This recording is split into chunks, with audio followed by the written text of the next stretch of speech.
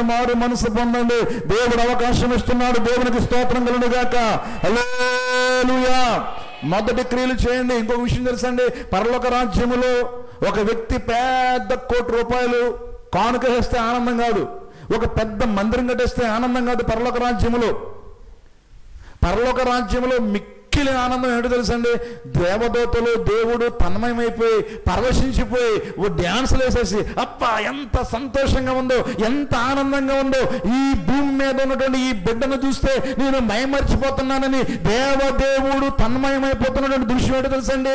ఒక పాపి మారు మనస్సు పొందితే పరలోక రాజ్యములో మిక్కిలి సంతోషం అట. నేను చెప్పిన మాట కాదు ఇది, బైబిల్లో ఉంది, చదవండి. 2వ కొరింథీ పత్రిక 7వ అధ్యాయం 9వ మాట, లూకా శుభవార్త 15వ అధ్యాయం 7వ మాట. త్వరగా సహాయం చేయండి. అటువలే మారు మనస్సు పొందు ఒక పాపి విషయమై దేవుని దూతల ఎదుట.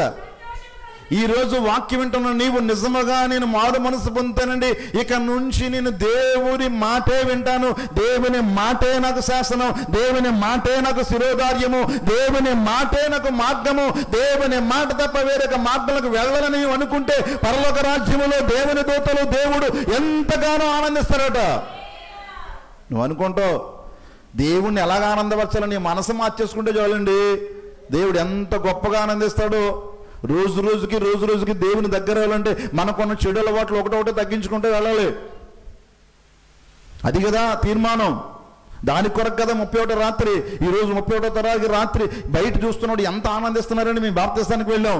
అక్కడంటే కుర్రవాళ్ళందరూ కూడా 15-16 సంవత్సరాల కుర్రవాళ్ళందరూ కూడా టెంట్ వేసుకున్నారు మూలని. పోలీసు వాళ్ళు రాకూడదని ఒక మూల ప్రాంతం తీసుకుని అప్పుడే ఒక పెద్ద డేక్ష పెట్టుకున్నారు. బిర్యానీ పాయింట్, ఒక సంచి నిండా బుడ్లే ఫుల్గా తాగేస్తారనమాట రాత్రికి. మరి ఈరోజు మనం ఎక్కడ కూర్చున్నాం? దేవుని మందిరంలో ఉన్నాము. మరి దేవుని మందిరంలో ఉన్న మనము ఈ మందిరంలో కూర్చున్నటువంటి ఆ యొక్క ఔన్నత్యాన్ని మనం స్వీకరించి దీని ఫలితాన్ని మనం పొందొద్దా? దీన్ని ఫలితాన్ని పొందాలి అని అంటే ఖచ్చితంగా మన మనస్సులను ఏం చేయాలంటే మార్చుకుని తీరాలి. దేవునికి స్తోత్రం కలుగును గాక. హల్లెలూయా. పైకి భక్తి గలవారై ఉండి దాని శక్తిని ఆశ్రయించాలని క్రైస్తవులుగా మీరు ఎంతకాలం ఉన్నా అది సున్నానండి. ఈరోజు దైవం దేవునిలో చెప్తున్నాను మీకు, దేవుని ప్రేమించకుండా మీరు మారు మనస్సు పొందకుండా మీరు ఎంతకాలం దేవుని మందిరాలకు వచ్చినా, ఎంత కానుకలు చెల్లించినా, ఎలాంటి కార్యక్రమాలు చక్కబెట్టినా మీ మనస్సు మాత్రం దేవునికి ఇష్టమైనటువంటి మనస్సుగా మీరు మార్చుకోకపోతే మీరు పొందేది సున్నాయే. ఈరోజు మొహమాట లేకుండా దైవజనుడిగా మీతో మాట్లాడుతున్నాను. మనస్సులు ఖచ్చితంగా మీరు ఏం చేయాలంటే మార్చుకోవాల్సిందే. లూకా శుభవార్త 15వ అధ్యాయం 7వ మాట చదవండి. లూకా శుభవార్త 15వ అధ్యాయం 7వ మాట. అటువలే మారు మనస్సు అక్కరలేని 99 నీతిమంతుల కంటే మారు మనసు పొందు ఒక పాప విషయంలో దేవుని యొక్క సన్నిధిలో గొప్ప ఆనందం. దేవునికి స్తోత్రం కలుగును గాక. ఎంత గొప్ప దేవుడు అండి. నీతిమంతులను నేను పిలవరాలేదు, పాపుల్ని నేను పిలవచ్చునని మీకు అందరికీ గొప్ప గొప్ప అవకాశాలను కలుగజేస్తున్నాడు. ఒకవేళ మారు మనసు పొందే అవకాశం ఇంకా రాదు భూమి మీద మనం వదిలేస్తే. ఒక ఆయనటండి, 2 అన్నదమ్ములు. ఆ అన్నయ్యకి అసలు విషయం తెలియదు ఫస్ట్లో, తర్వాత విషయం తెలిసిపోయింది.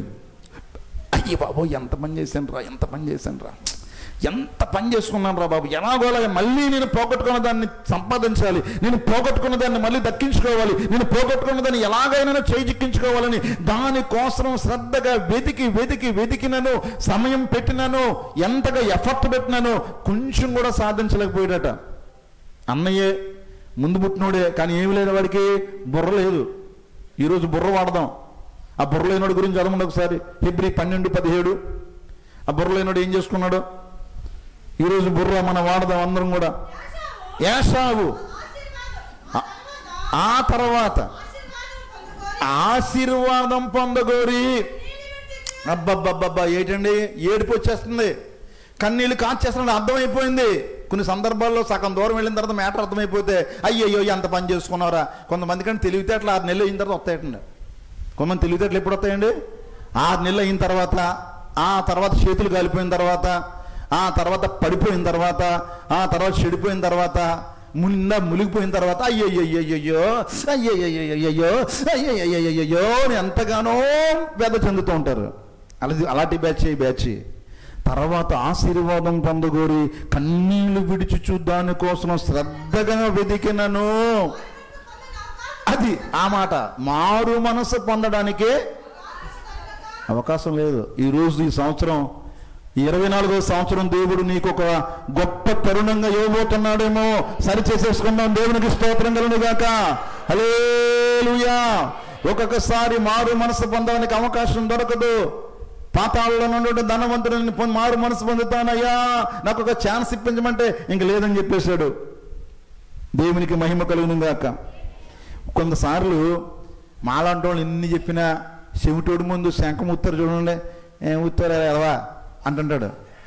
మాలాంటి వాళ్ళు ఎన్ని బోధలు చేసినా, ఆఖరికి సతీష్ కుమార్ గారు వచ్చి బోధ చేసిన, జాన్ వెస్లీ గారు బోధ చేసిన, ఇంకా పెద్దవాళ్ళు ఇంకా దైవజనులు ఉన్నారు కదా, సెలబ్రిటీ దైవజనులు, ఇలాంటి వాళ్ళు ఎవ్వరు చెప్పినా మారటండి.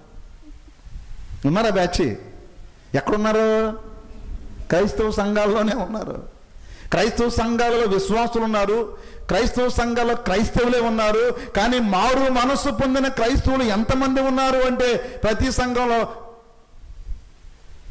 ఎలా చెప్తారు? దైవజనులు చెప్తారు, ఆ పక్కోళ్ళు చెప్తారు. మేము చదువుతున్నప్పుడు, మేము బోధిస్తున్నాడు, ఎవరు పరీక్షలో 100 చెప్తారో మేము చెప్పేస్తాం. చెప్పలేమండి? ఈ పిల్ల 100కే వచ్చేస్తుంది, ఈ పిల్ల 100కి 90 కొడేస్తుంది. మరి భూ సంబంధంగా ఎలా చెప్పినప్పుడు ఆత్మ సంబంధంగా మా దగ్గరకు వచ్చే విశ్వాసులలో ఎవరు దేవుని రాజ్యాన్ని కొట్టేస్తారో ఆ మాత్రం చెప్పలేమా? దేవునికి స్తోత్రం కలుగును గాక. హల్లెలూయా చెప్పేయచ్చు. పెద్ద కష్టమేం కాదు. ఈరోజు నిన్ను ప్రశ్నించుకో. గతించిన కాలం చాలు. ద్వితీయోపదేశకాండం 2:2 అంటాడు, మీరు తిరిగిన కాలము చాలు నాయనా లోబాబు, ఇంక సరిపెట్టి. తిరిగిన కాలం చాలు. 45 సంవత్సరాలు తిరిగారట. ఎందుచేత తిరిగారని వాళ్ళకి తిరిగిన కాడిగా తిరిగారు. ఎందుకు తిరిగారో తెలుసండి? వండుకునే పని లేదు. కానాను ప్రాంతం వెళ్ళాలంటే యుద్ధాలు చేయాలి. ఎవరు చేస్తాడో యుద్ధం? ఇక్కడ చక్కగా మంచి ఫుడ్ దొరుకుతుంది, మంచి బెడ్ ఉంది, క్లైమేట్ కూడా మంచి బాగా ఏర్పాటు చేశాడు దేవుడు. పగల మేఘస్తంభం, రాత్రి అగ్నిస్తంభం, దోమలు లేవు, బట్టలు ఉతికే పని లేదు. బట్టలు మాసిపోయండి, బట్టలు మాయలేదు. వ్యాధి బాధలు జ్వరాలు లేవు. చక్కగా పిల్లలు గారకాయలో ఎదుగుతున్నారు. ఖర్చు లేదు. మెయిన్ వీళ్ళు రూపాయి ఖర్చు లేదు. ఫుడ్ అంతా వచ్చేస్తుంటే ఇంక రూపాయి ఖర్చు. పనికి వెళ్ళే పని కూడా లేదు. వడ్రంగి పని చేయాలి, ఇటుకలు ఎత్తాలి, మట్టి బెసకాలి, ఇలాంటి వ్యవహారాలు ఏమీ లేవు. వాళ్ళు ఏం చేశారంటే తిన్నా కూర్చున్నారట, ఆడ్డాన్ని లేచారట. బైబిల్లో ఉంటుంది, ఇశ్రాయేలు ప్రజలు తిన్నా కూర్చుని ఫుల్గా తినేసి డ్యాన్స్లో. ఇలా ఎన్ని సంవత్సరాలు వేశారు బాబు? ఇంకప్పుడు ప్రేమ గల దేవుడు, వాత్సల్యం గల ఇంకెవరో నాయనా నా బిడ్డలారా, ఇంకా తిరిగిన కాలం చాలు. మీరేం చేయండి? ఉత్తర దిక్కుకు తిరగండి. దేవునికి స్తోత్రం కలుగును గాక. ఇంక చాలు, వెళ్ళండి. ఇంక తిరిగిన కాలం చాలు. చేసిన చెడ్డ పనులు చాలు, చూసిన చూపులు చాలు, ఆలోచించిన చెడ్డ ఆలోచనలు ఇంకా చాలు. సరిపెట్టండి. ఇంకా 24వ సంవత్సరం అయినా మన పరిపూర్ణమైనటువంటి నేను పరిశుద్ధుడును కనుక మీరును ఎలా ఉండాలండి? కుసిద్ధంగా ఉండని చెప్పాడా? నేను ఎలాగున్నానో మీరు కూడా అలాగే ఉంటే పరలోక రాజ్యం నీ పక్కనే ఉంది. ఒకవేళ కళ్ళు మూయగానే అందులోకి వెళ్ళిపోతావు. దేవునికి స్తోత్రం కలుగును గాక. హల్లెలూయా. మత్తయి శుభవార్త 11:21 చదువు తల్లి త్వరగా. మత్తయి శుభవార్త 11:20-21. అయ్యో కొరాజీనా, అయ్యో బెత్సయిదా, మీ దగ్గర చేసిన అద్భుతాలు తీరు సిదోను పట్టణంలో చేస్తుంటే ఆ పట్టణం వారు గోనె బట్ట కట్టుకుని బూడిద వేసుకుని మారు మనసు అయ్యో ఎన్ని అద్భుతాలు చేశానయ్యా, ఎన్ని అద్భుతాలు. అయ్యో బెత్సయిదా కొరాజీనా, మీ ప్రాంతాల్లో చేసిన అద్భుతాలు ఎంత అంతా కదా, ఇన్ని అద్భుతాలు చూసినా మీరు ఏం పొందలేదు? మారు మనసు మన డివైన్ ప్రేయర్స్ అంటారా? ఎన్ని అద్భుతాలు చేస్తున్నాను 20 సంవత్సరాలుగా, ఎన్ని కార్యాలు జరుగుతున్నాయి, ఎన్ని ప్రయాణాల్లో క్షేమాన్ని పొందుతున్నారు, ఎంతమందికి వివాహాలు జరుగుతున్నా, ఎంతమంది గృహాలు కడుతున్నారు, ఎంతమంది గర్భఫలాలతో ఆశీర్వదించబడుతున్నారు. ఇవన్నీ జరుగుతూ చూస్తున్నప్పటికీ మీకు ఏం కలగటం లేదంటే మారు మనసు కలగటం లేదు. ఇలాంటి అద్భుతాలు వేరొక సంఘాలలో జరిగితే వారు ఎంతగానో దేవుని ఎడల కృతజ్ఞత కలిగి ఇంకనో దేవుని ఆధ్యాత్మిక స్థాయిలో వారు ఎంతగానో ప్రేమించి ఉండేవారే. ఇన్ని అద్భుతాలు చూసినా, ఇన్ని ఆశ్చర్య కార్యాలు చూసినా, ఇన్ని రకాల బోధలు విన్నా మనలో ఏం కలగటం లేదంటే ఇంచెత్తు చలనం కలగటం లేదు, ఇంచెత్తు మారు మనసు కలగటం లేదు, ఇంచెత్తు మూమెంట్ రావటం లేదు. ఎందుకంటే వాక్యం మనలోనికి దూరడం లేదు. సాతానుగాడు ఎంతగానో పనిచేస్తున్నాడు. ఎక్కడ బలమైన కార్యాలు జరుగుతాయో అక్కడ సాతానుగాడు పొంచి ఉంటాడండి. కొన్ని సందర్భాల్లో సాతాను మీద కూడా మనం నేరం వేయడానికి సరిపోం. వాడు మంచివాడు, అని వదిలేస్తే ఆడు దారిని ఆడిపోతాడు. మన లోకంతో బాగా కనెక్ట్ అయిపోయాం, లోకంతో బాగా మిళితమైపోయాం, లోకాశలు బాగా మనల్ని లాగేస్తున్నాయి. దీని వలన ఆధ్యాత్మికమైనటువంటి అడుగు మనలోనికి పడడం లేదు. రోజులు గతించిపోతున్నప్పటికీ, సంవత్సరాలు తరిగిపోతున్నప్పటికీ, నిశిజాను గారి పాట మీకు తెలుసు కదా, ఎన్నో సంవత్సరాలు నన్ను దాటిపోవుచున్నవి, నాశలు నా వలలనే వెంబడించుచుంటిని, ఫలాలు లేని వృక్షము వలె ఎదిగిపోతిని, ఏనాడు కూలిపోదును ఎరుగకుంటిని, నా మరణ రోదన అలకించుము ప్రభు, నా మరణ రోదన అలకించుము ప్రభు, మరల నన్ను నూతనముగా చిగురు వేయని, నా బ్రతుకు దినములు లెక్కింప నేర్పుము, దేవాయి భువిని వీడు గడియ చూపుము, ఇంకొంతకాలము ఆయుష్ పెంచుము, నా బ్రతుకు మార్చుకుందును సమయము నిన్ను. ఎంత చక్కగా రాశాడండి ఆయన. అని కాళ్ళకు దండం పెట్టాలని చూస్తున్నాను నేను. ఈ పదం నేను ఎందుకు రాయలేదని గింజుకుపోతున్నాను, పొడిచేసుకుంటున్నాను రూమ్లో. ఒక్క పదం, ఒక్క మాట మార్చేద్దండి.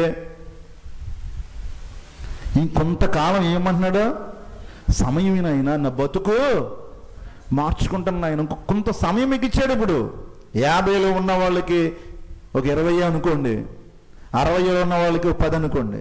10 అంటే గడిచిపోవడం పెద్ద గగనం ఏం కాదు.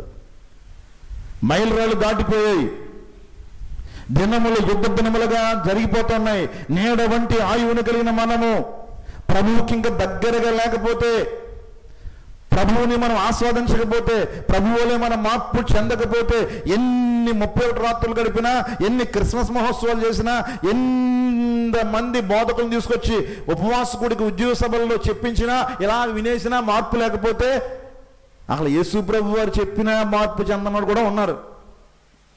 ఇంకా వాళ్ళందరికీ కూడా పెద్ద నరకం. అందులోకి మీరు ఎవ్వరూ వెళ్ళకూడదు, దయచేసి పగోళ్ళు కూడా వెళ్ళకూడదు. దేవునికి స్తోత్రం కలుగును గాక. అందుకే ఈ లోక తలంపుల నుండి, ఈ లోక ఆచారాల నుండి బయటికి రండి. లోక తలంపులు ఎందుకు వద్దన్నా లేదు. ఏ పని చూసినా ఎన్ని నిమిషాలని చెప్పండి. మీరు ఏ పని చేసినా ఎన్ని నిమిషాలు చేస్తారు? నిమిషాలే, గంటలు ఉండవు. ఏ పని చేసినా లోకం పని ఎంతసేపు ఉంటుంది బాబు? తిండి తింటే ఎంతసేపు? నాలుక మీద తిండి పిచ్చి ఉంది నీకు, నాలుక మీద ఎంతసేపు ఉంటుంది? 5 నిమిషాలు ఉంటుంది అంతే. నాలుక మేంచి ఆ రుచికర భోజన పదార్థం కింద జారిపోగానే ఏమైపోయింది? అయిపోయింది, రుచి అయిపోయింది. మందు కొట్టు, మందు పిచ్చి ఉంది, ఆ నిశా ఉన్నంతసేపే ఉంటుంది. నిశా తగ్గిపోయింది అనుకోండి, ఎంతసేపు మళ్ళీ పోసేస్తావు, అయిపోయింది. లోకంలో ఉన్న ప్రెజర్స్ అన్నీ కూడా, లోకపు ఆనందాలన్నీ కూడా క్షణికమే. మీరు దేన్ని పరిశీలన చేసినా క్షణమే.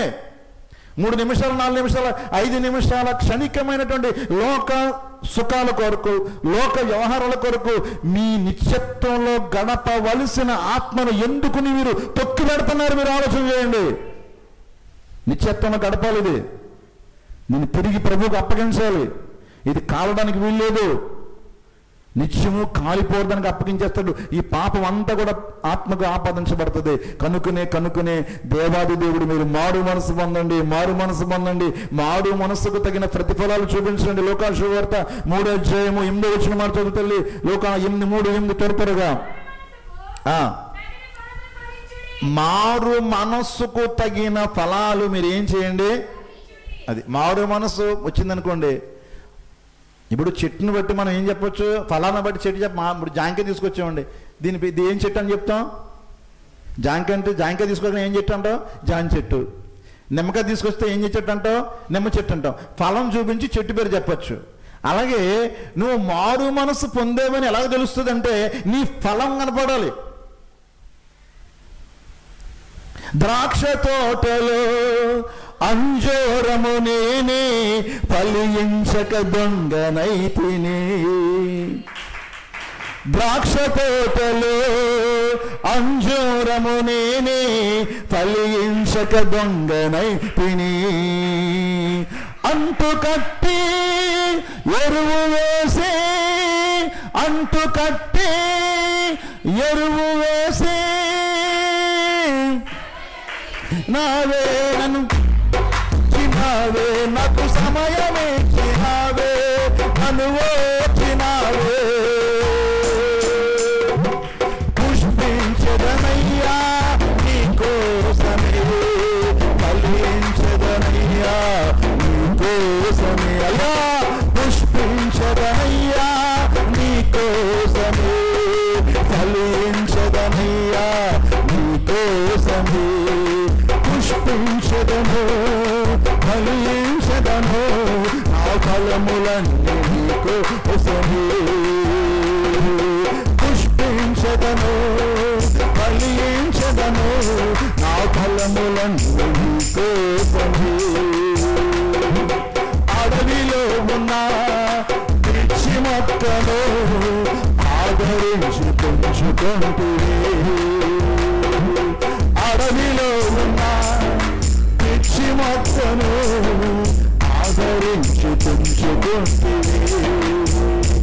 అంటు కట్టి నీరు పోసి, అంటు కట్టి నీరు పోసి బ్రతుకుని చిరావే, నన్ను చినావే, నాకు బ్రతుకుని చినావే, నన్ను దాచినావే.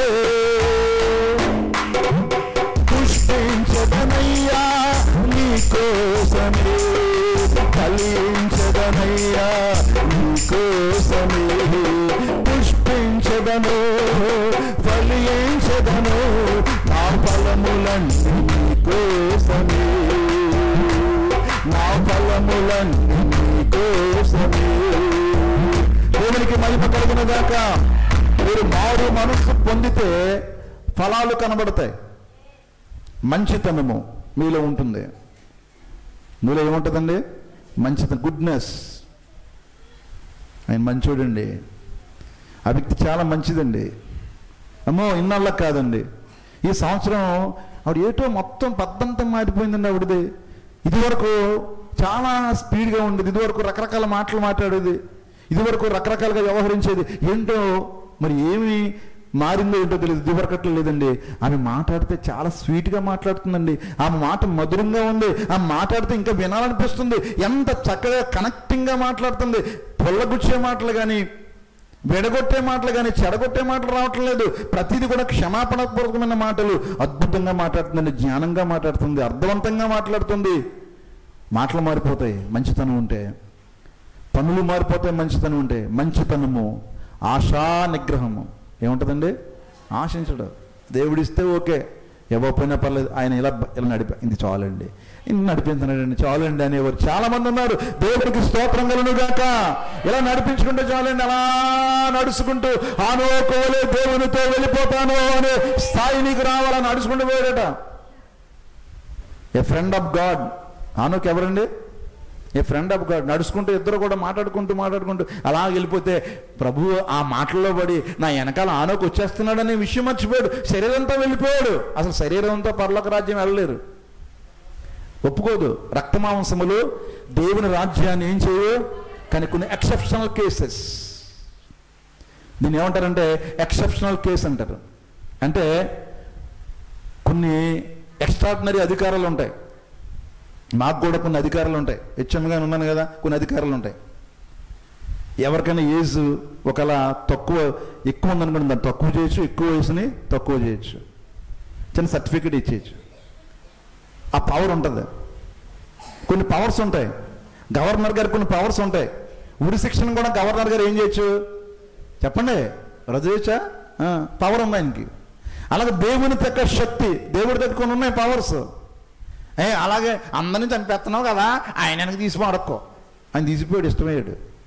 దేవునికి స్తోత్రం కలుగును గాక. ఏ ఫ్రెండ్ ఆఫ్ గాడ్ దేవునితో నడిచి వెళ్ళిపోయాడట.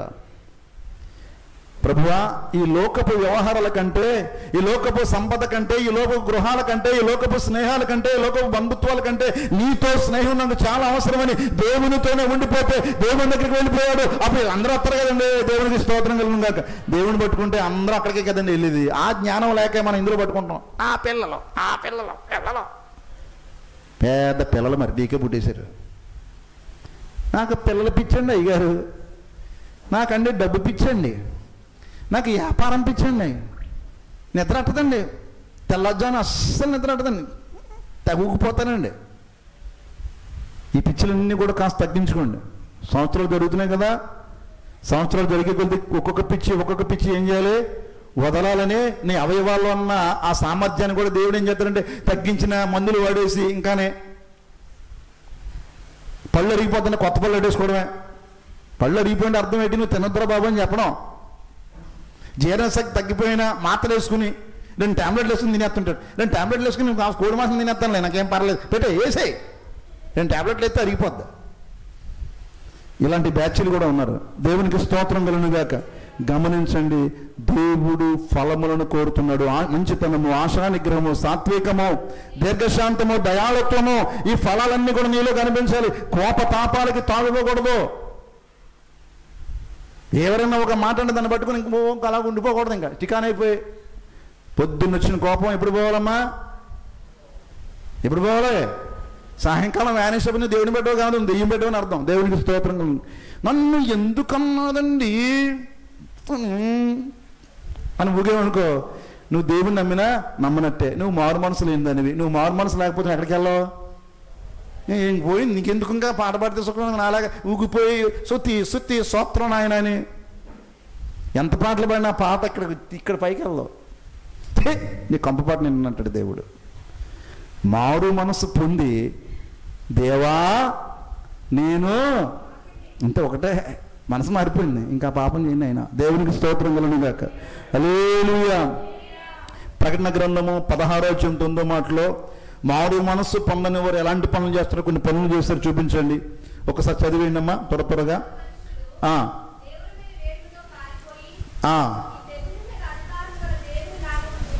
దూషించరు కానీ ఆయన మహింపరిచినట్లు వారు మారు మనసు ఇంక పొందరు, కఠినమైపోతారు. అగ్నిగుండంలో పోసేసిన వాళ్ళనే ఈ వచ్చిన యొక్క అర్థం ఏంటంటే, వాళ్ళంటి వాళ్ళని అగ్నిగుండంలో వేసేసినా కానీ మారు మనసు రాదు. వాళ్ళు ఏం చేస్తారంటే దేవుని తిట్టుకుంటూ ఉంటారట. అవును ఇందులో వారేసాడు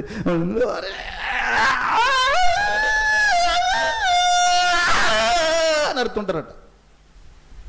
ఇదే సేమ్ ఇదే సౌండింగ్ వస్తుంది. నరకమునకు నడిపించు రాజ్యసూత్రాలని జాన్ బెన్జన్ గారు రాశారమ్మా. ఆ బుక్ చదవగానే కంప్లీట్గా చాలా భయంతో వణికిపోయాను నేను. అమ్మ బాబోయ్, ఎంత భయంకరమా! దేవుడు ఆయనకి దర్శనమిచ్చి 16వ శతాబ్దంలో ఆయనకు భక్తునికి దర్శనమిచ్చి నరకానికి తీసుకువెళ్ళి, నరకమునకు ఈ రీతిగా ఉంటుంది, నరకముల శిక్షలు ఈ రీతిగా ఉంటాయని చెప్పి రాయించాడు పుస్తకం. ఆ పుస్తకంగానే మీరు చదివారంటే పారిపోతారు ఇక్కడి నుంచి. చాలా భయంకరం. మొత్తం భూలోకంలో ఉన్న రోగాలన్నీ కూడా ఒక్క ఆత్మకు అప్పగించేస్తాడట. ఒక కిడ్నీకి రోగం ఉంటేనే, ఒక్క రోగంతోనే మనం బాధపడలేము. కిడ్నీకి, ఉపరిత్తులకి, గుండెకి, నరాలకి, ఎముకలకి, రక్తానికి, అన్నిటికీ రోగాలు 16-30 రోగాలు అంటించేస్తాడు. శిక్ష అది, అదొక శిక్ష. నిత్యము కాలుతూ ఉండాలటండి. ఆ అగ్ని గురించి వివరించాడు ఆ భక్తుడు. భూలోకపు అగ్ని వేరు, నరకంలో అగ్ని వేరు. నరకములో చీకటి ఉంటుంది. నరకంలో ఏముంటుందండి? చీకటి, కట్టిక చీకటి. కానీ కట్టిక చీకటిలో ఈ అగ్ని ఏం చేయదు, కనబడదు. ఈ అగ్ని నీళ్లు వేసిన ఆరదట. నీళ్లు వేసిన భూ సంబంధమైన అగ్ని నీళ్ళు వేస్తే ఏం చేస్తుంది, ఆరిపోద్ది. భూ సంబంధమైన అగ్ని వేడిమితో వెలుగును కలుగు చేస్తుంది. ఒక ఫైర్ వేసి అనుకోండి, చుట్టూ ఏమొస్తుంది, వెలుగు వచ్చేస్తుంది. కానీ నరకంలో ఏముంది, చీకటి ఉంది. నరకంలో ఏముంది, అగ్ని ఉంది. కానీ చీకటి ఉందంటే అగ్నికి ఏమి లేదు, లైట్ లేదు, వెలుగు లేదు. వెలుగు లేని ఆరని అగ్ని, ఆరిపోని అగ్ని, నిత్యాగ్ని. అంటే నిత్యము. ఇంకా దేవుడు కూడా దానిని ఆర్పలేడు అనమాట.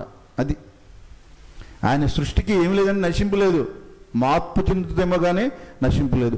అలాంటి దానికి పడకుండానే మనం ఏం పొందాలట, మారు మనస్సును పొందడానికే దేవుడు ఈరోజు తరుణమిస్తున్నాడు. దేవునికి స్తోత్రం కలుగును గాక. ఆఖరి మాట చెప్తున్నాడు వినండి, ఇంకా టైం ఉంది. అసలు యేసు ప్రభు వారి యొక్క బోధ ఏంటి?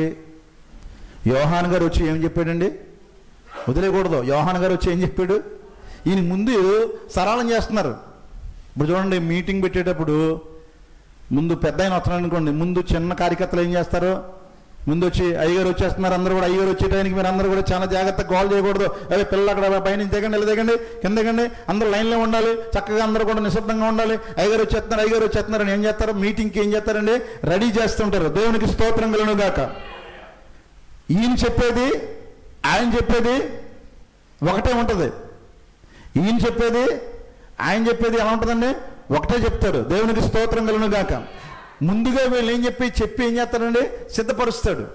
ఆ స్పీచ్ వినడానికి వీళ్ళందరినీ కూడా చాలా జాగ్రత్తగా సిద్ధపరుస్తాడు. యోహాను సిద్ధపరుస్తున్నాడు. ఏమనంటే, పరలోక రాజ్యము సమీపముగా ఉన్నది, మీరందరూ కూడా ఏం చేయండి, మారు మనస్సు పొందండి. ఇదే బోధ. స్వస్థత లేదు, ఆశీర్వాదం లేదు, ఆదరణ లేదు, ఓదార్చడం లేదు, ఏ విధమైన ప్యాంపరింగ్ లేదు.